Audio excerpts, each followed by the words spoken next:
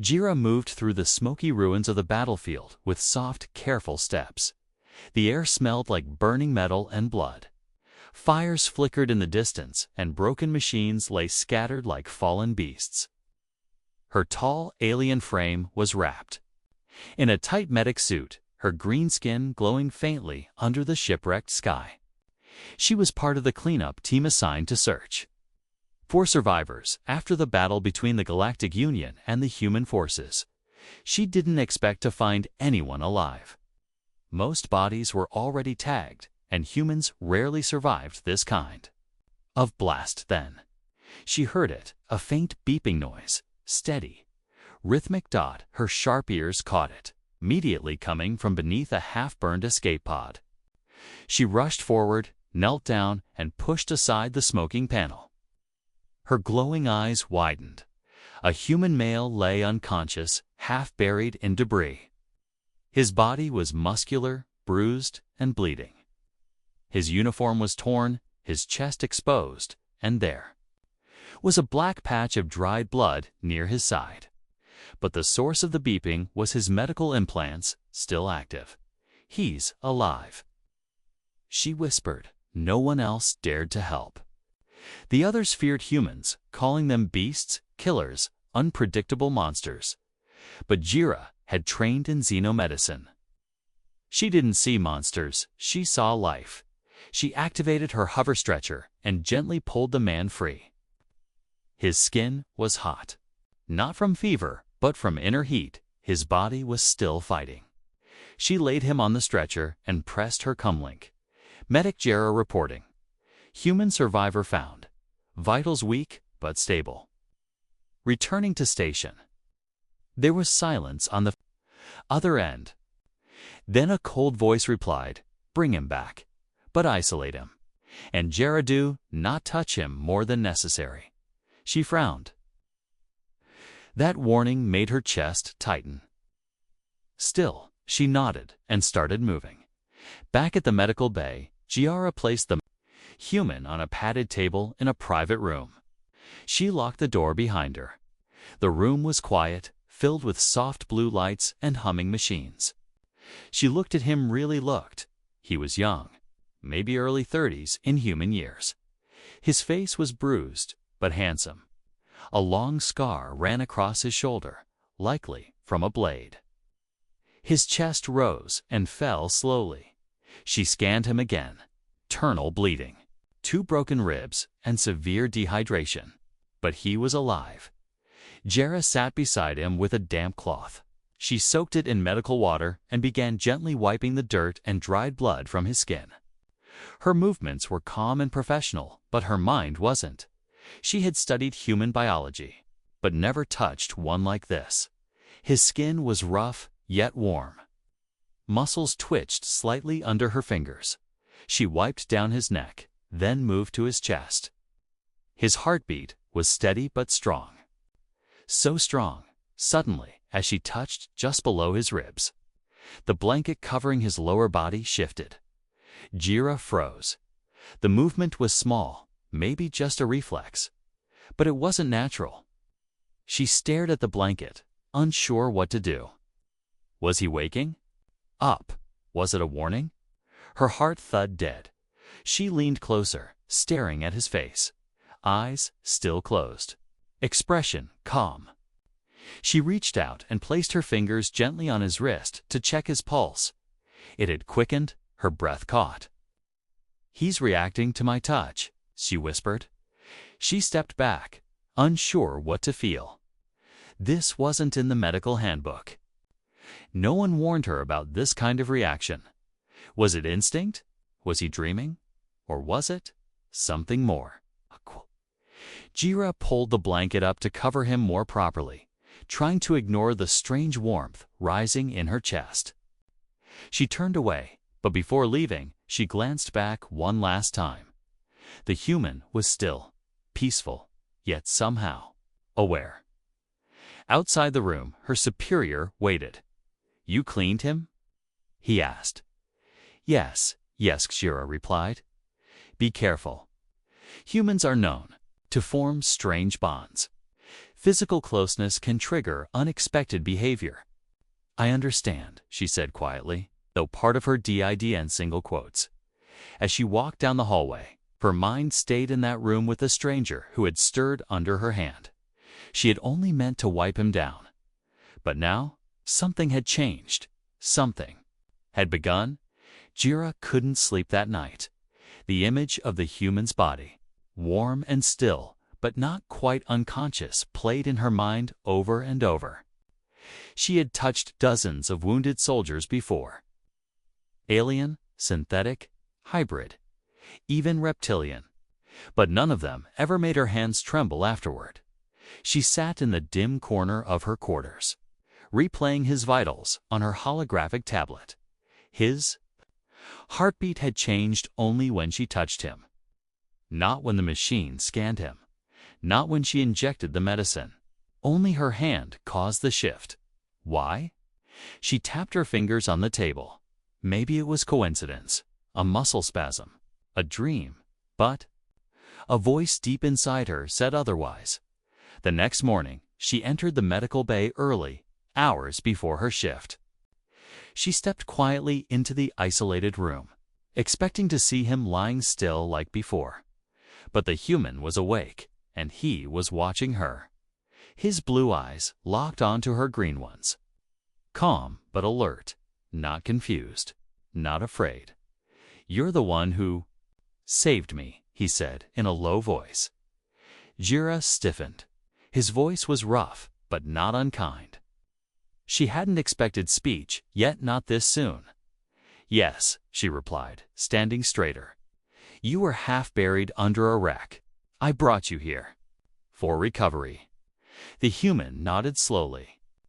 "I remember flashes. Your face, your hand." His eyes dropped for a second.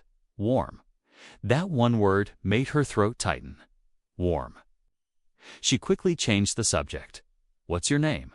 "Cole." "Ashira," she replied, pointing to herself. For a moment, they simply stared at each other in silence. Two different species, two enemies. But somehow. Not later that day, Shara was called into a private meeting with her medical commander. Dr. Navir. He was an old, cold-looking alien with long tendrils for eyebrows and a voice like grinding steel. "You made physical contact with the human," he said without looking up from his console. "Yes, he needed to be cleaned and treated. I followed standard protocol." "There is no standard protocol for touching humans," Never growled. "They are unpredictable, emotional, easily bonded." By skin contact, Jira frowned. "I didn't." Navir raised a hand. "It doesn't matter. You're assigned to treat him. But from now on, only with gloves, no direct contact, no conversation unless necessary, and absolutely no emotional involvement." Jira opened her mouth to speak, but no words came back. In the room, Cole was sitting up now. He had taken off his oxygen mask and was stretching his arms slowly. His body was healing faster than expected. His wounds had closed with almost unnatural speed. That alone should have fascinated Jira. But it wasn't his healing that confused her. It was his voice, his presence, the way he looked at her like. She was more than just a uniform. She approached him with gloves on this time, holding a scanner. "You're improving fast," she said, trying to stay neutral. He smiled faintly. "Your hands yesterday helped more than these machines." Her heart skipped. She forced herself to scan his chest and look away. Cole tilted his head. "Why are you acting different now?" "I'm following orders." "Because of me?" "Yes." He leaned forward, his expression serious now. "Are you afraid of me?" Shira paused, then said quietly, "I'm afraid of what might happen if I'm not careful." That night, she couldn't sleep again. Navir's words echoed in her head. No emotional involvement. But how could she treat a man like a machine when he looked at her like that? She returned to the med bay quietly. Just to check his vitals, she told herself. But when she opened the door, she found Cole sitting awake again. This time, he was holding something. A cloth, the same one she had used to wipe him down. "I kept this," he said. Jira stared, frozen. Her chest felt too small. "I don't know why," he continued, "but I feel like I wasn't supposed to die." "Not yet. Not there. Maybe it's stupid. But when I woke up and saw your face, it felt like a second chance." She couldn't speak, couldn't move. He wasn't just a patient anymore, and she wasn't just a medic. Something had begun between them, something both forbidden and impossible, and yet neither of them could walk away. Jira stood at the sink, scrubbing her gloves harder than necessary. Her hands trembled, but not from fear, from confusion, from memory, his voice, his words, his stare. "I feel like I wasn't supposed to die. Not there. Not yet." She should have reported him for emotional manipulation. That's what her training said. But he wasn't manipulating her. He was just ... being human, and that scared her more. Later that evening, the lights in the med bay were dimmed for a night cycle. Most staff were asleep or logged off. The only sound in the hallway was the gentle hum of the sanitation drones. But Jira couldn't rest. She tapped her access code and slipped quietly into room 9, the human's private chamber. Cole was asleep again, this time with his head tilted slightly to the side, mouth parted just a little. The overhead lights gave his skin a warm tone. Not alien, not terrifying. Just ... peaceful. Zahra walked to his bedside slowly. "I'll just clean the sweat," she whispered to herself, pretending. It was a task that needed doing. She removed her gloves, hesitated, then pressed the damp cloth to his forehead. He flinched slightly, just a twitch, but didn't wake up. His breathing remained steady. She moved the cloth down his cheek, then to his neck, and finally across his upper chest. The cloth traced over a healing scar across his ribs. Then the blanket moved, just a little, just enough to be noticed. Jira blinked and froze. Again, a slow, subtle rise near his waist. It wasn't mechanical. It wasn't a machine under the blanket. It was ... him reacting. Her face flushed deep violet, the alien equivalent of a blush. She took a shaky step back. "Impossible," she whispered.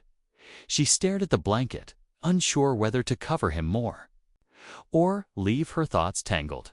Was it a reflex? A survival instinct? A dream reaction? Or ...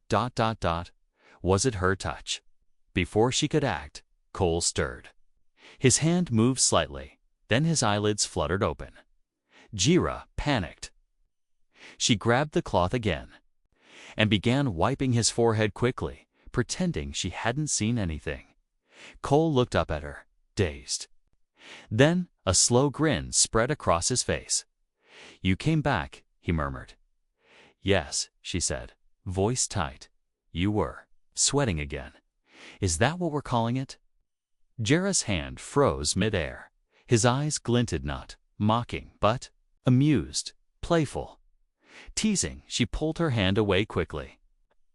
"You need rest. Your body is still healing." He tilted his head, and yet it still responds. Jira turned away, hiding her face. "This is inappropriate. I shouldn't be here." "But you are," Cole replied, voice softer now. Why? Jira closed her eyes. "Because I wanted to be sure you were okay." "That's not regulation, is it?" "No," she whispered. "It's not." Silence between them stretched. Then Cole spoke again, gently. "I had a dream." Jira looked back. "I was lost in blackness, couldn't breathe. Everything hurt. Then I felt something warm, soft, alive. A touch, your touch." She swallowed.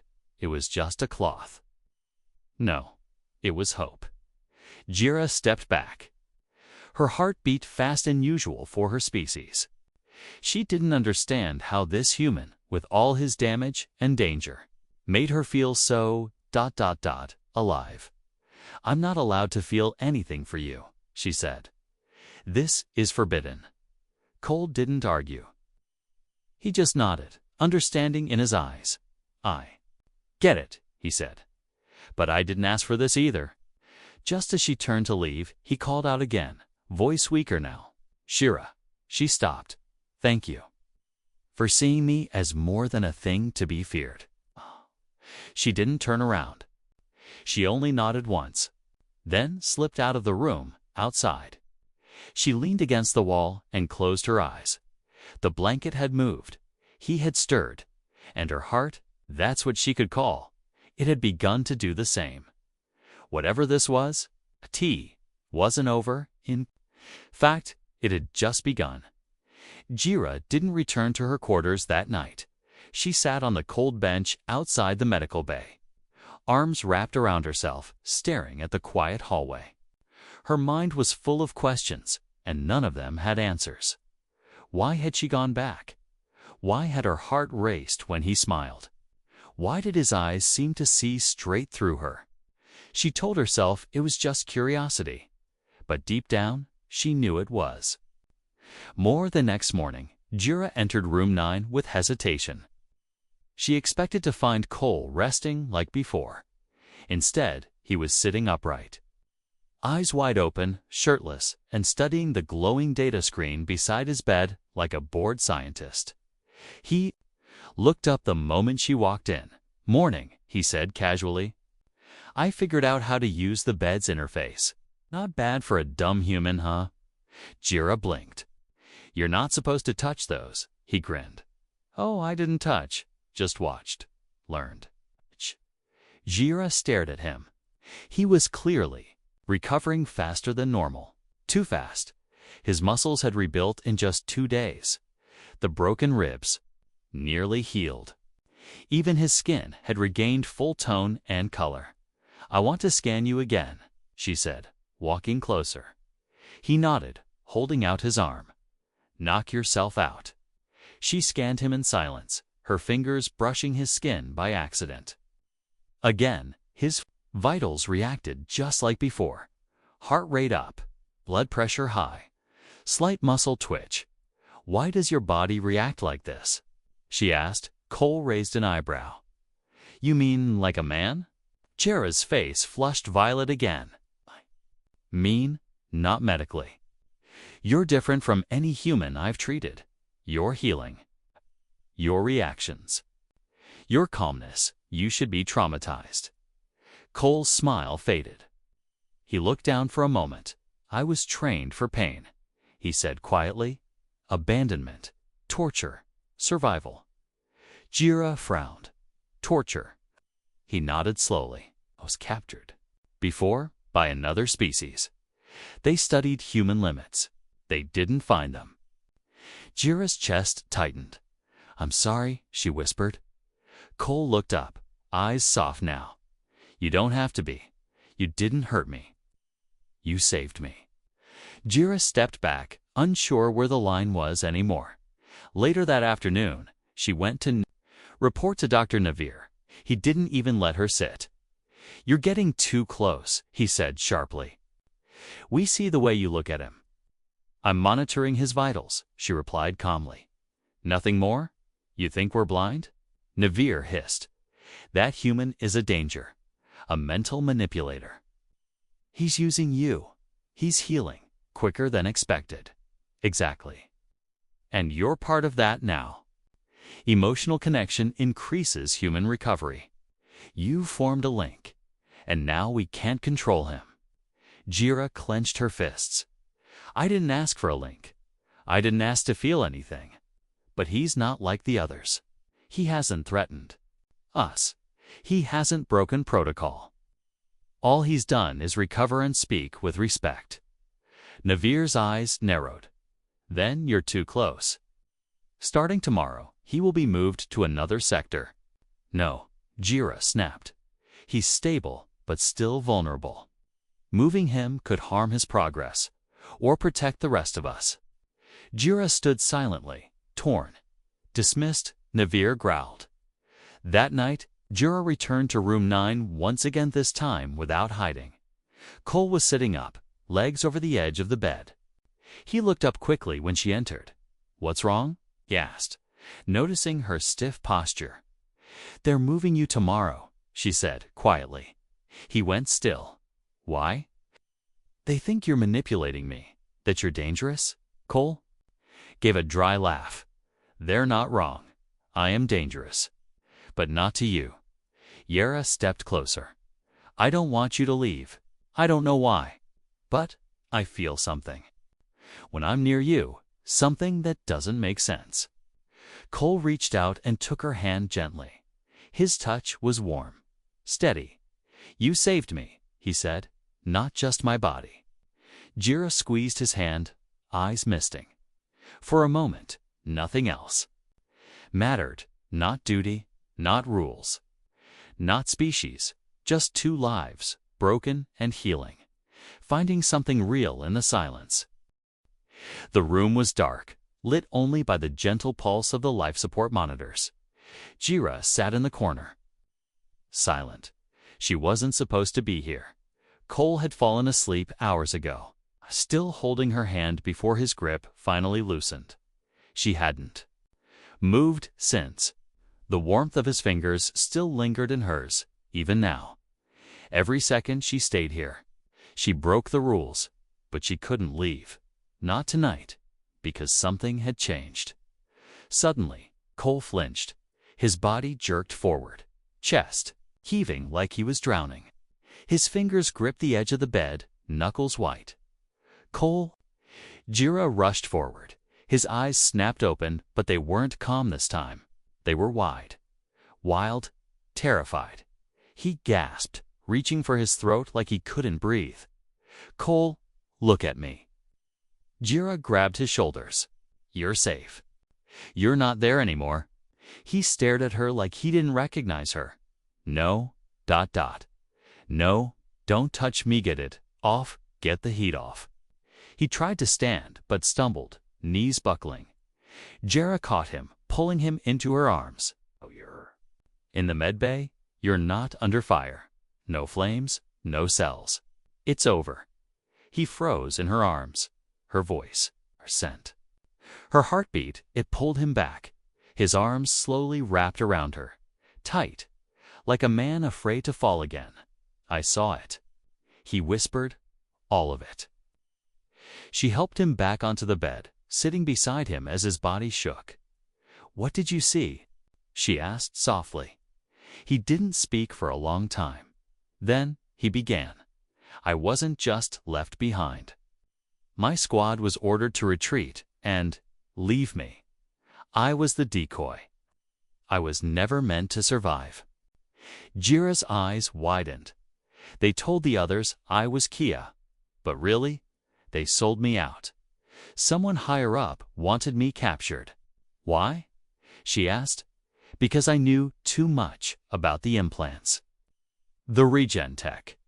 About ...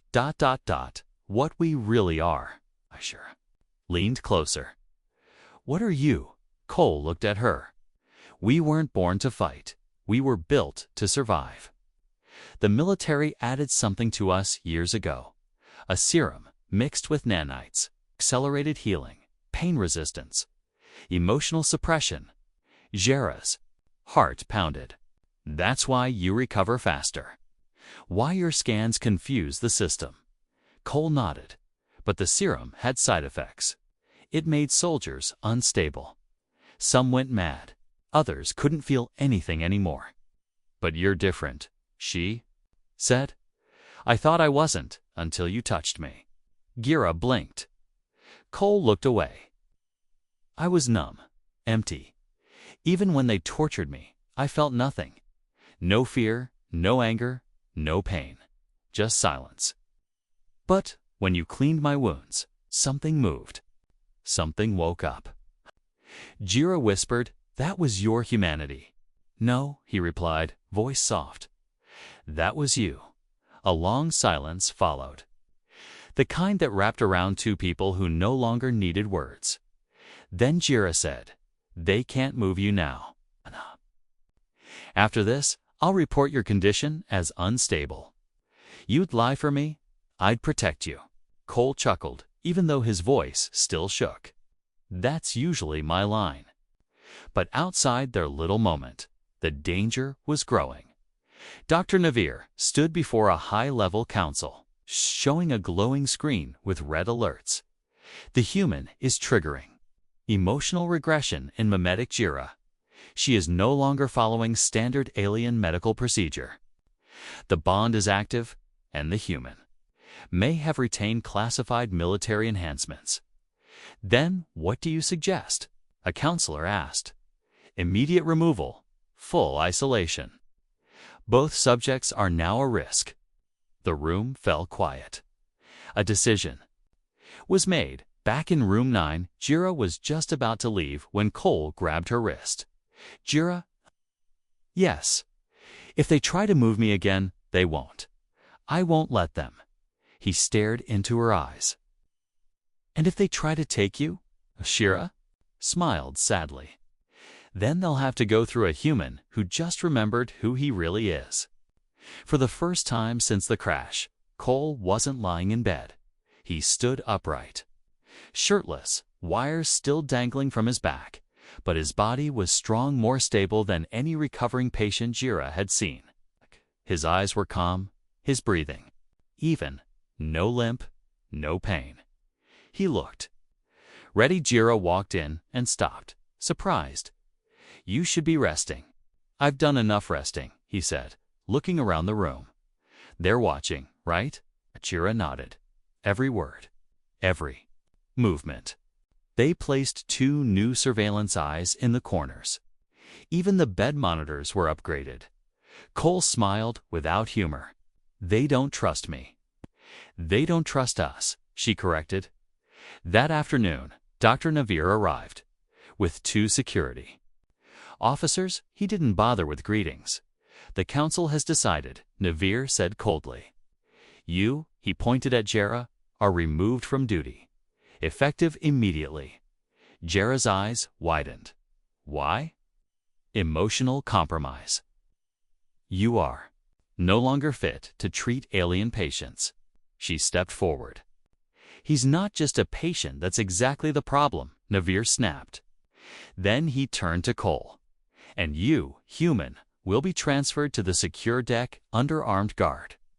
Cole stepped between Jira and the officers. His voice was calm. I'm not going. Navir raised a brow. You think you have a choice? Cole's muscles tightened. I remember everything now. You're afraid of me, not because I'm broken, but because I'm fixed. You fear what I'll do if I walk out of this room. The guards moved forward. Cole didn't flinch, but Jira stepped between them, arms out. Don't touch him. Stand down, medic, Navir warned. I'm no longer your medic, she said firmly, so you can't order me. The guards hesitated. Even they weren't sure if they wanted to fight a human enhanced with unknown tech. And a medic clearly ready to protect him. Hours later, the order was changed. Cole would stay. Jera would remain under observation but allowed to finish her shift. No one said it aloud, but the room had shifted. Cole wasn't a prisoner anymore, and Jera, she wasn't just a caretaker now. Over the next few days, the two grew even closer. Cole trained quietly in the room. Push-ups, stretches, breathing exercises.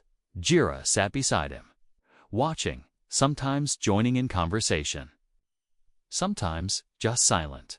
I was made to fight, he said one evening, sitting on the floor, sweat on his chest. But you choose not to, she replied. I choose to live, he said. Then he looked at her. Especially now that I have something worth living for. Jira didn't answer. Her heart already had. But not everyone was pleased. Inside the dark council chamber, shadowy figures reviewed reports. One spoke. The human. It's bonding with the alien. This violates interspecies protocol. Another replied. Emotion is dangerous. It can't be measured, controlled, but perhaps it can be used, said a third voice. Meanwhile, in room 9, Jira brought food. Two Cole Her People's version of soft bread and protein fluid. He looked at it, smiled, and shook his head. Smells like regret. Jira laughed softly. You say the strangest things. Cole looked at her seriously. You laugh now. You didn't before. I didn't have reasons to, she replied. Cole picked up a piece of the food. So, ... Are we allowed to be more than patient and mimetic now? Jira hesitated, then whispered, What are we now? Cole didn't answer right away. He just moved closer. I think we're whatever they're most afraid of. Jira tilted her head. And what's that? Cole whispered. The alarms didn't scream. They whispered, a soft ping, ... Ping, ... Ping echoed through the medical deck at dawn, barely loud enough to wake most. But to someone trained like Cole, it was enough. His eyes opened instantly. He sat up without a sound. Scanning the walls, something was wrong. Jira wasn't there. Moments earlier, in the shadowed halls of the station, two masked officers dragged Jira through a restricted tunnel. Her hands were bound behind her, her breathing sharp. Where are you taking me? She demanded. No answer. Her boots scraped against the floor as the metal door slid. It opened to reveal a dark chamber filled with cold light and quiet machines. Inside, Dr. Navir stood with folded arms and dead eyes. You left us no choice, he said. You compromised your species' neutrality. I did what was right, Gira growled. You formed a bond with a dangerous creature. A soldier enhanced beyond regulation. He is a weapon and, now, you're part of his trigger. Yara's jaw clenched. He's more human than any of you. Then, let's test what he'll do when we take you away. Back in room 9, Cole found the security feed blank. The door was locked from the outside. His instincts flared. He pulled the medical cart aside, revealing a vent grate. Without hesitation, he ripped it free and crawled inside, silent and fast. He wasn't just a patient anymore. He was a soldier again. Inside the holding chamber, Navir raised his hand.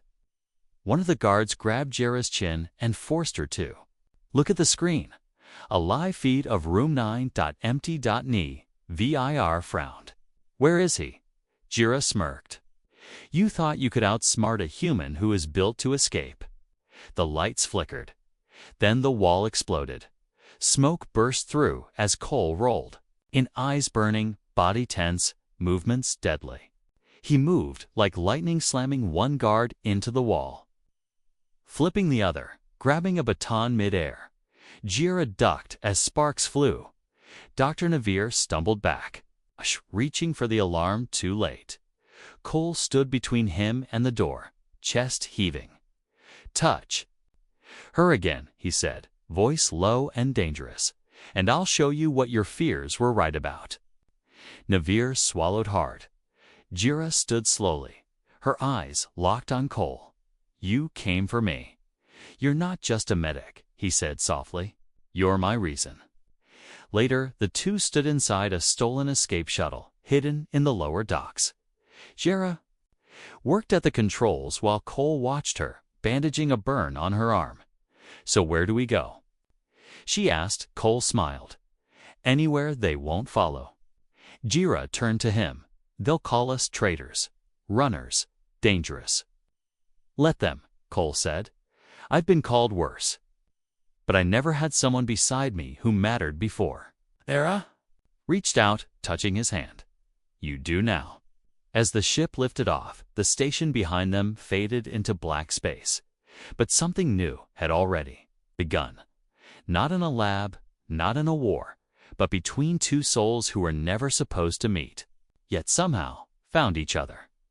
A few weeks later, ... on a remote moon with red skies and silver trees. A small cabin flickered with life. Inside, Cole stirred from sleep. He felt something move beside him under the blanket. He turned. Jira smiled, sleepy and glowing. You're warm, she whispered. Cole smirked. I blame you.